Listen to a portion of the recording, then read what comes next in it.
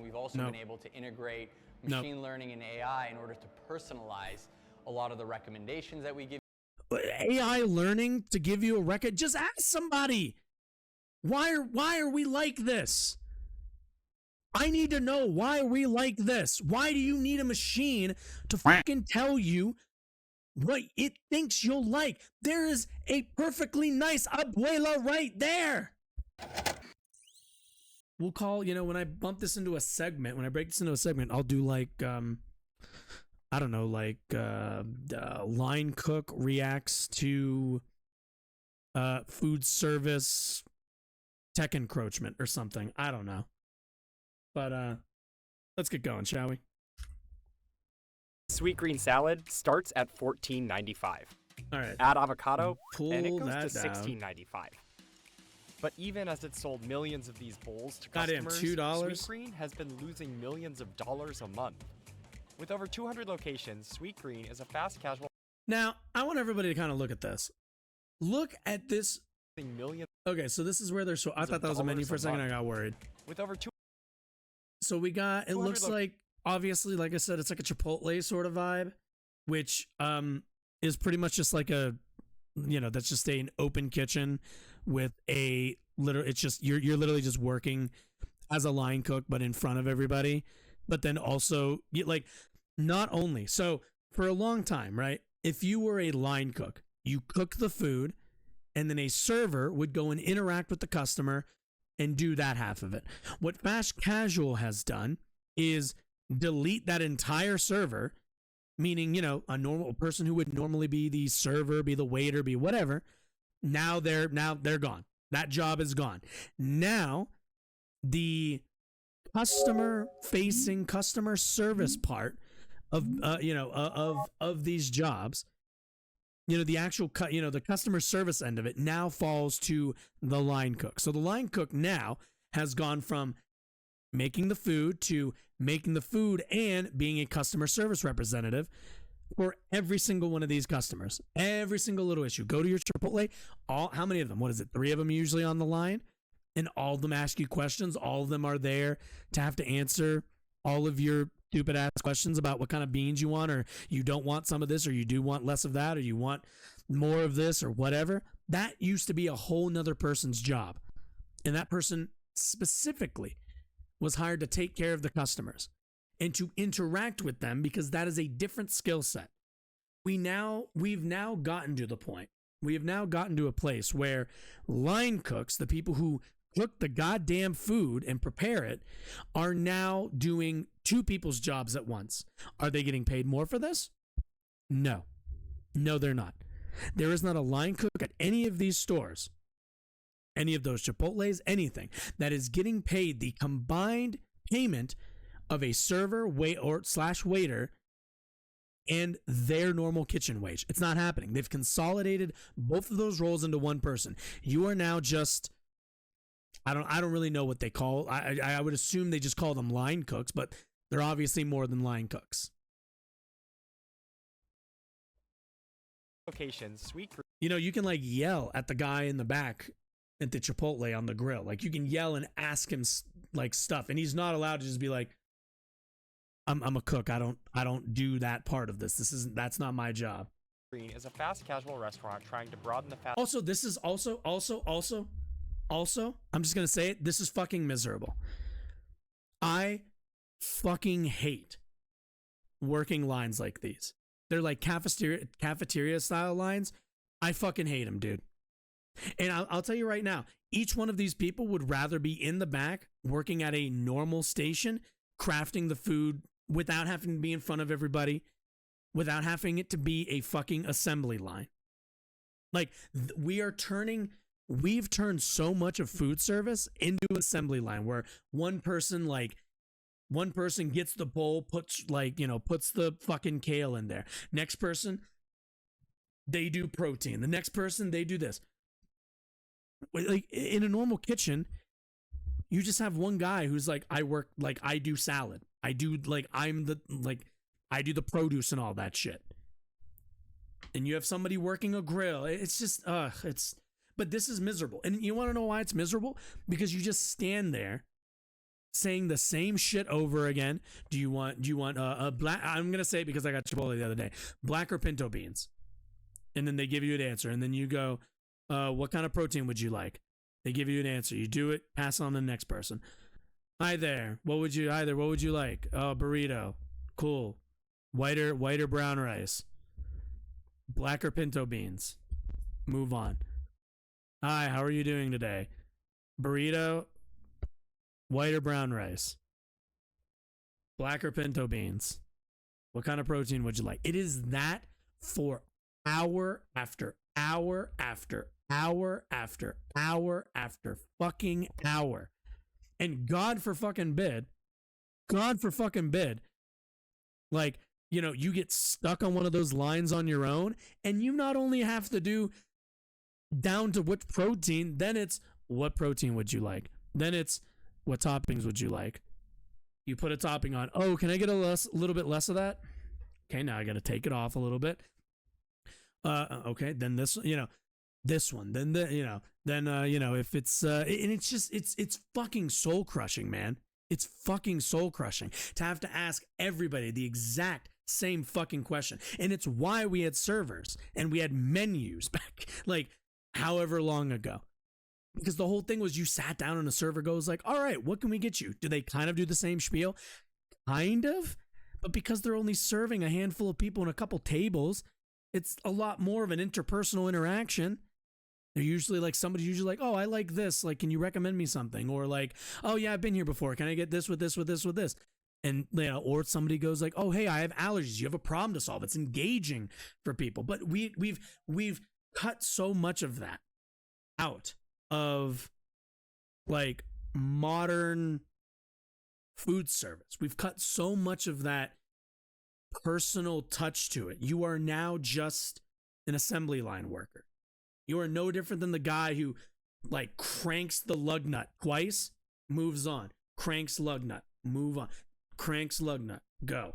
Like, and it's like 5 hours, like it's literally the 5 hours later and you're still doing the same shit. And guess what? Then you got to go home.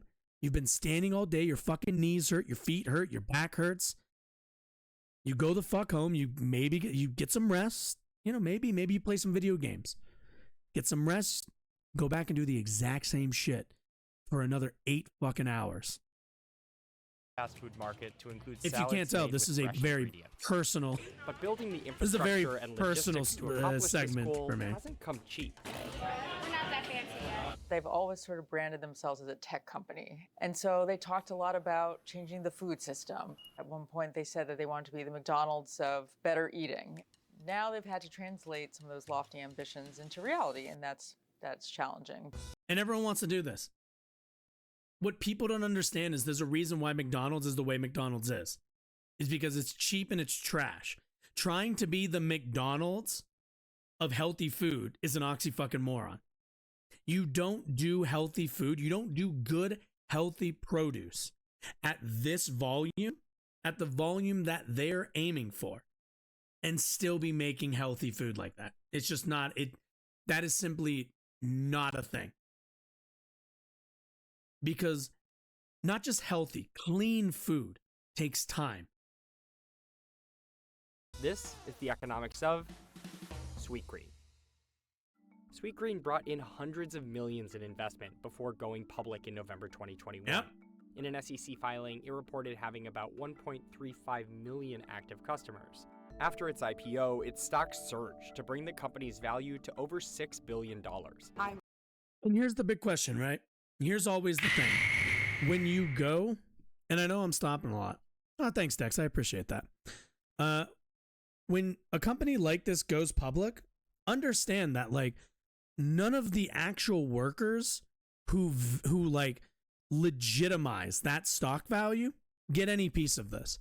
They continue to go on their assembly line and ask, ask burrito or bowl, white or black rice, white or brown rice, black or pinto beans, what protein would you like? Like they're not seeing any of this value. The people who are seeing these value are all of those investors who are now going to buy and sell stock based on this company to turn a profit, to flip it and turn a profit. That's what's going to inevitably happen. Meanwhile, when they find out that this business model is just not that sustainable, and that being the McDonald's of healthy food kind of just means you're not making healthy food and therefore undermining your entire mission statement, then people kind of realize, oh, this actually isn't that great of quality. I'm just going to go somewhere that's not fast casual to get that. And then revenue goes down, and then hours get cut, and then wages go down. And then, we see and then it's just a house of cards. And at the end of all of it, a few shareholders made a couple million, got out before the fall. The owners probably did the same. Meanwhile, the average worker busted their knees, busted their feet, busted their backs, lived incredibly unfulfilling, boring lives on a fucking service line, assembly service line, and now they got to go just look for another job. That, guess what, is another service assembly line job where they can ask a different set of questions. If I can think of another restaurant, I will.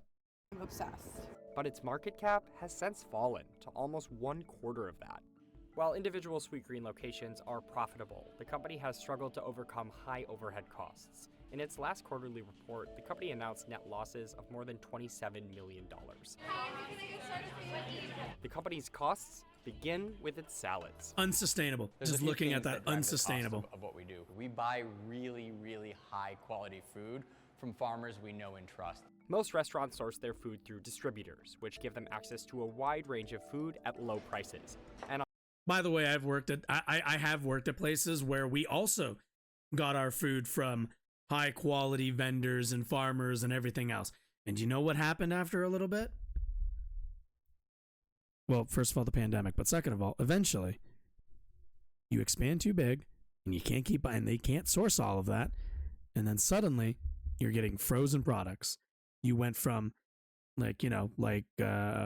thawed. You went from regular ground beef patties that were never frozen. You got them within a couple days of the slaughterhouse to now we're just buying cases of just frozen shit. And I'm throwing down like a fucking frozen patty as a brick hard, like a fucking clack every time that goes on that grill top. Because eventually you can't, those kinds of places, those local farmers can't scale up. Those local farmers are local farmers. They can scale to their local areas and to their few chosen vendors, or I guess their customers, clients, yeah, whatever. But there's no ability to scale those kinds of places. And then eventually you got to get your protein from somewhere. Eventually someone's got to provide you with the rest of the produce. When was this actually posted? This just popped up for me. This was posted 8 months ago. How much do you want to bet within the next 5 years we are going to hear about an E. coli breakout? We're going to hear about some sort of, I don't know, some sort of food quality issue involving shipments that made it to SweetGreen. To which everybody who goes there will go, I thought you guys were getting it from small farmers. Well, it turns out the small farmers haven't been able to keep up since they went national. Then at the end of the day, you got to get your romaine somewhere.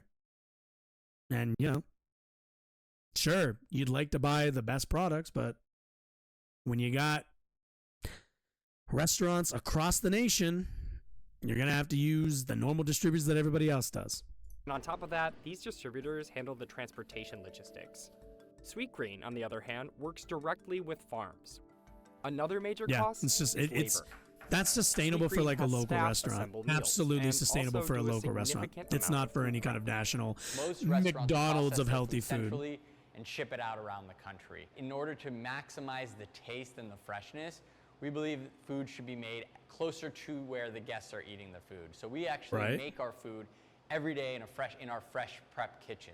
Beyond restaurant level. Oh, also, yeah, if you want to know why, I know not everybody's always a fan, but if you want to know why In-N-Out is as high quality as it is, it's because they put distribution centers very close to their restaurants, or they don't do business there.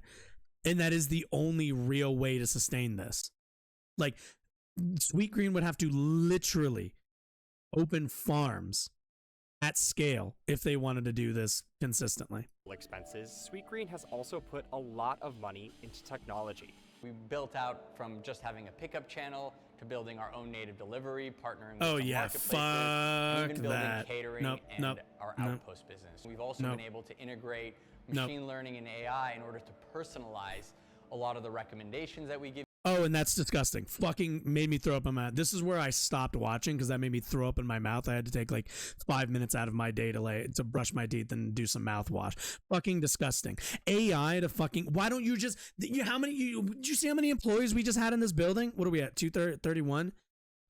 I want you to look how many fucking people they just had. Where was that fucking? Show me the restaurant real quick. Show me like how many fucking people on staff they had. There. Do you see how many fucking people they have on staff here? You can't AI learning to give you a record. Just ask somebody. Why are we like this?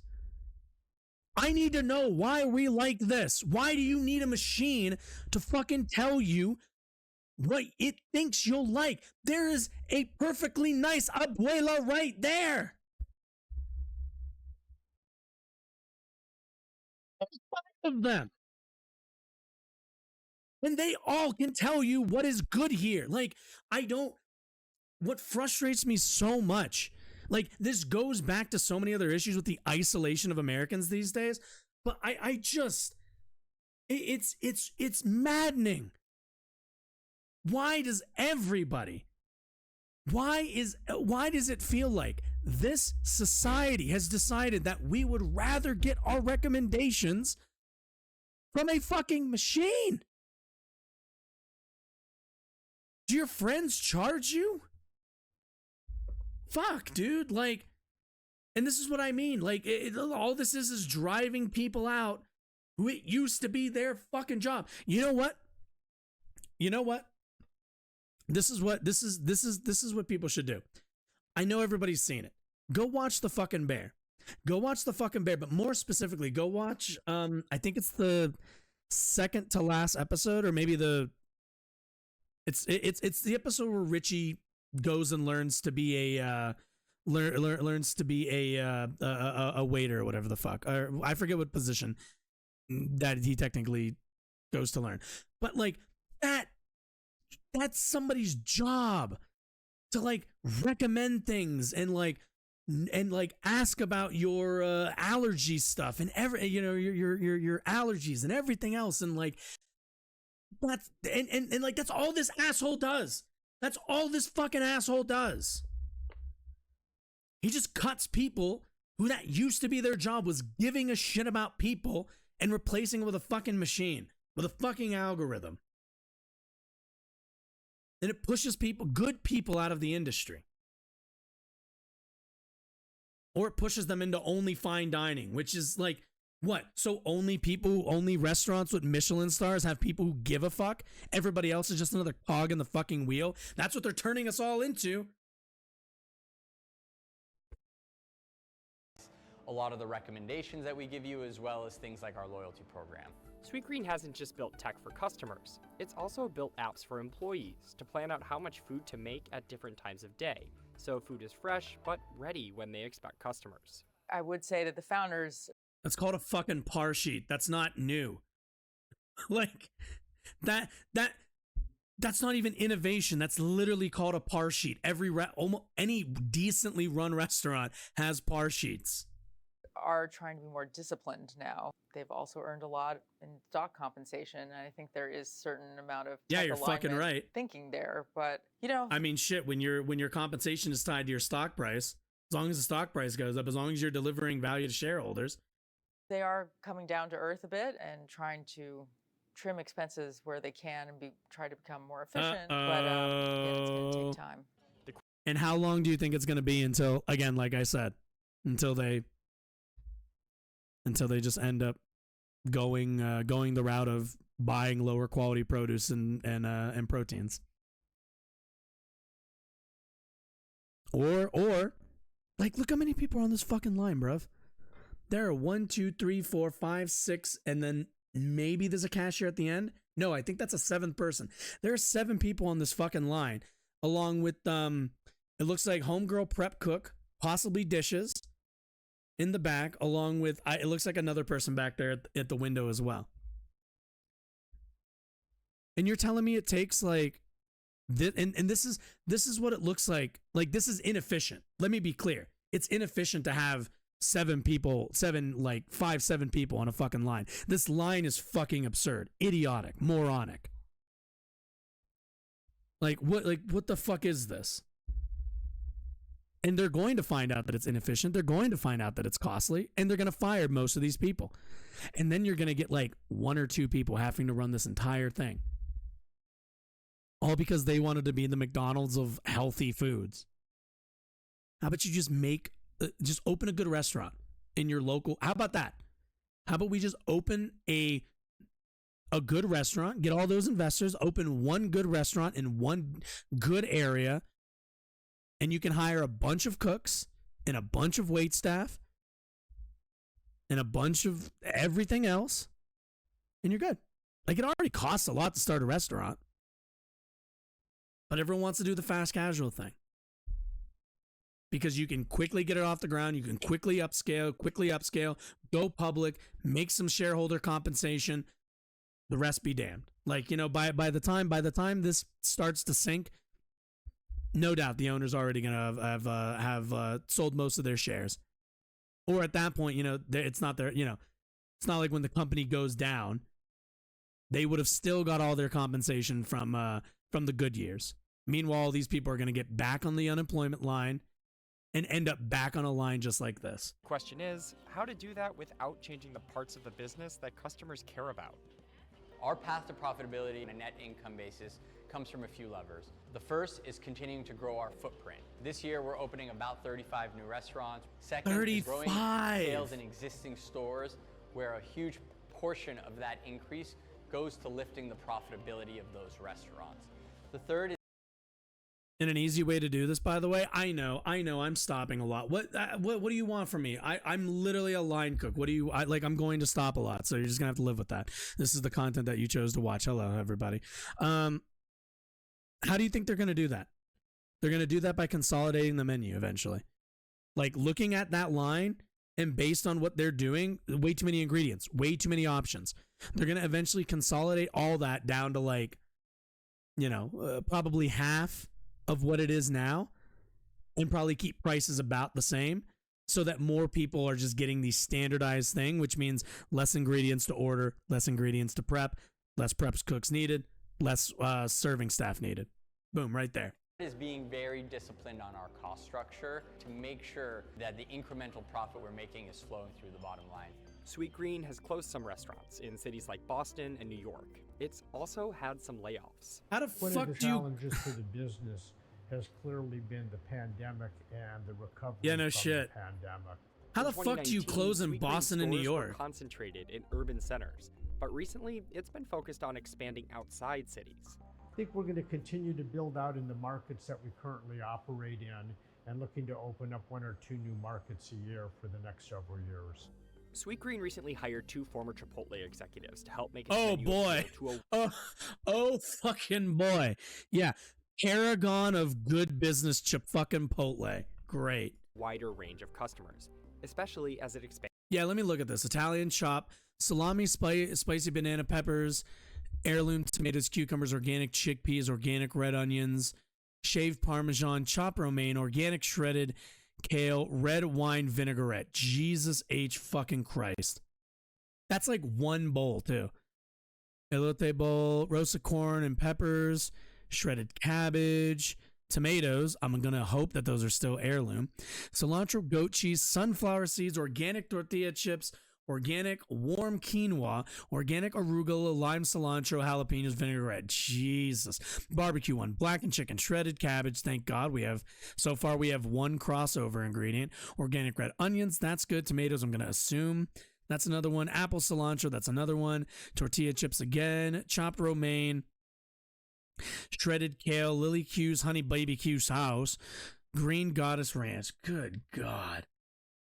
And like, again, of the three of these, there just isn't that much, like, there's like a bit of crossover, but there's a bunch of shit that only goes to these. I can't read any of these over here. Like, I can't fucking read all of these, but like, look at all these, like, you can kind of see, look at these fucking ingredients for each one of these.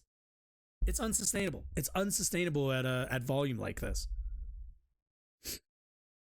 Again, unless you skimp on quality.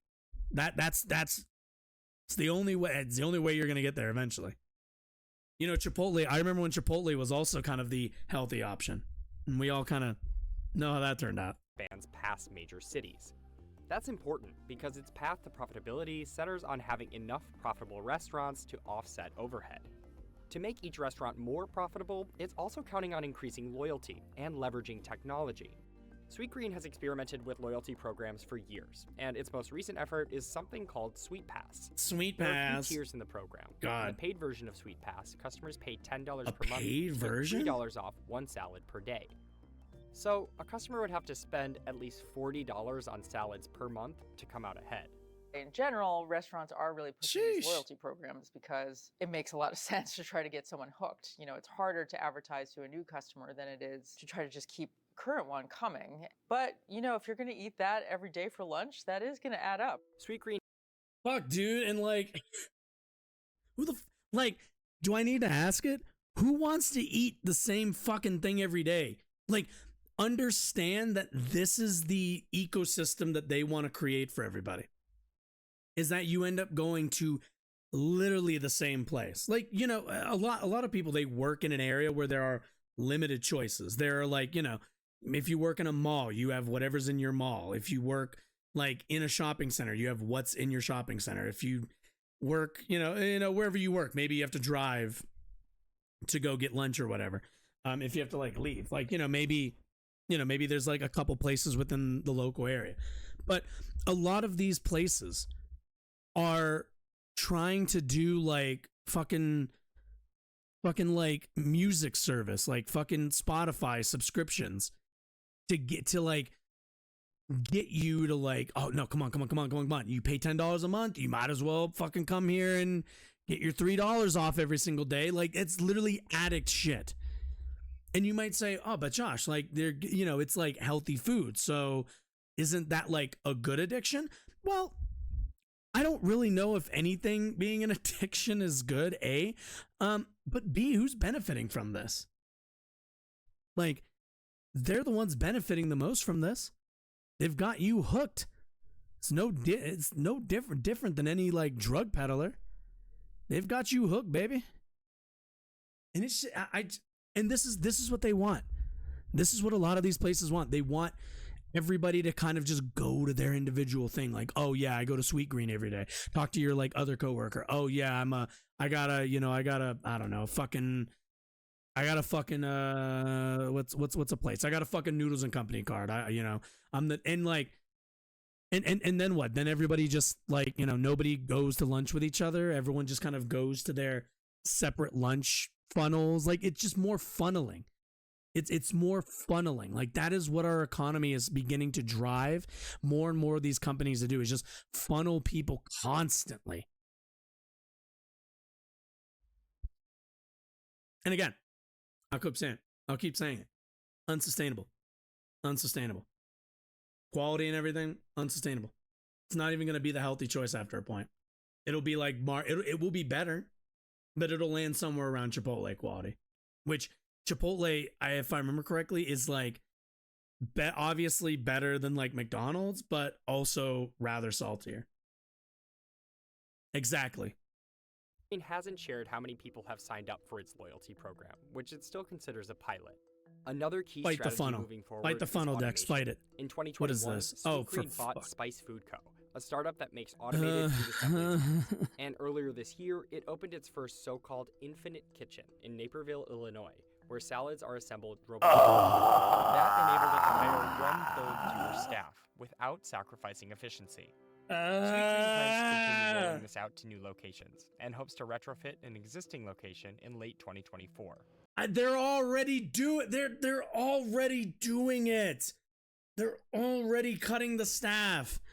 This works in one store, it'll work in 2, it'll work in 3, and next thing you know, it won't be any different from your fucking Whole Foods. You'll go in and there won't be a fucking soul to give you a recommendation. At least growing up, where can I know? I don't know if I can show it. I probably can't. Okay, so there was an episode of Jimmy Neutron, the show. Let me see if I can find it. Jimmy Neutron show restaurant? Yeah. Okay, let's see.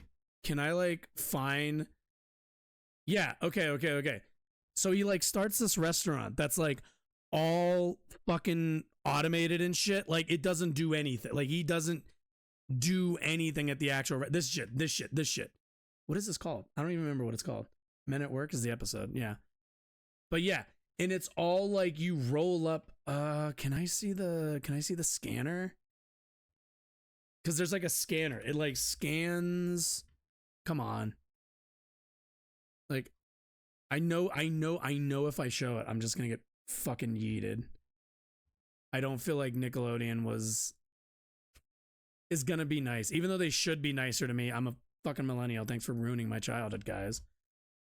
Is this? No, this isn't it. Fuck, I don't know if I can find it. Or at least I don't know if I can get a picture of it. Okay, maybe we'll try. Oh, wait. Okay, wait, does TikTok have it? Stop with the sounds. Okay.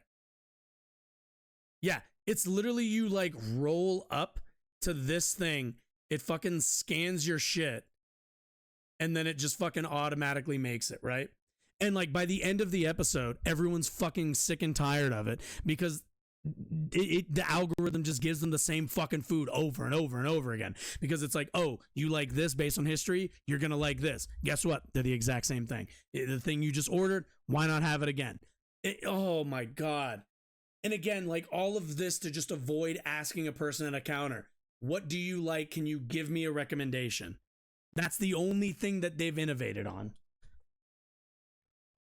Probably the biggest improvement for our customers is much faster throughput. Typically, you can order your salad and have it ready in under 3 minutes, even in a very busy store. We believe what this will allow us to do is provide a superior economic model. This will significantly impact and improve our unit economics, which will I say this to every worker. Every worker should destroy these machines. Every worker should attack these machines. Pricing power as we think about the fucking second Renaissance style. Do it. For everyone. SweetGreen has made some progress towards profitability. Good God. The company announced it was profitable. This is also, by the way, why we need unions. This is a because understand, they are control alt deleting the people at those stores through the money that there are human beings that made salads and made this company money only for them to turn around and invest in deleting their jobs and just installing a robot. You literally worked so hard and so well that they control alt deleted your job. For the first time, though this comes with some qualifications. SweetGreen is only profitable based on a measure called EBITDA, which excludes a variety of costs such as taxes. Also, if you've ever been to like the self-checkout line at like every grocery store now, get ready for that, but being every single restaurant. Like one person having to run around and fix every issue that the machines make. It's a pretty heavy list of things that aren't included. Oh my god. But by doing this, I mean, they can say that they just... And God forbid the person who's like trying to fix it isn't actually like food certified or anything, or don't know anything about food like at all, and they're just like I don't, you know, and they like, oh my god, I just had the first profitable quarter, which is in Q2, and they want to show some progress to investors, and I think that does show a certain magnitude hey of progress, investors, we deleted a bunch of jobs and bought robots instead. Look how much more profitable we are. A national business based on 3 things. It creates a new category in the market, has capital to expand, and maintains a loyal customer base. We see Better. Next question. Where the fuck do all the people who would have worked here work? They just go back to the Taco Bells? What do they? Do they go to the, what's the real, what did they go to the Mod Market? Does Mod Market get bought out by this? Because they're both kind of the same, like, clean eating brand? And then what? Those people's jobs get deleted? Then who buys the salads? The only people left are going to be, like, upper middle class folks. And everybody else will be fucking, I don't know, at the McDonald's or I don't even know. Like, you run this all the way to the end and you're just like, all right, so there's no more jobs for people who aren't working in Michelin kitchens. You know, local restaurants can't compete with this sort of stuff. Or fuck, dude. Green is having all three of those ingredients. Fucking unionize, all of you, every single one of you. To be challenges as we scale. For whether it's God's how we scale our sakes. supply chain, how we scale For our fucking technology, God's how we sakes. scale For your our own sake. leadership. But I think the big thing is proving that this type of offering can work all around the country. I think they're pretty honest that they're trying to become a more mature business now. And, you know, for a young company founded by young founders, that makes sense that that's a little bumpy. Oh my God. Fucking, oh my God. Like I said, have fun. Have fun, you know, when there's no longer a person making your food. That is at the end of the day what is what this is all driving towards, is separating you from the person who makes your food. As if you're already not separated from it enough as it is. As if we're all not atomized and isolated as it is.